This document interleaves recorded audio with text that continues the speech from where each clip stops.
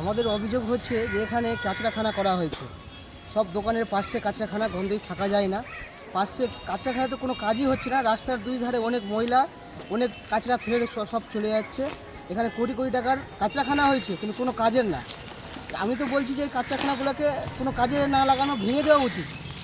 এত কোটি কোটি টাকা খরচা হয়েছে, শুনেছি কোটি কোটি টাকা খরচা হয়েছে, কিন্তু আমার দোকানের পাশে গন্ধেই থাকা যায় না। এত কাঁচরা, রাস্তার ধারে কাঁচরা ফেলছে, এই আমার অভিযোগ। ছিলাম যে এই কোটি টাকার ওই কাঁচরাখানা করা হয়েছে। আমরা চাইছি পরিষ্কার পরিচ্ছন্ন থাকুক এখানে।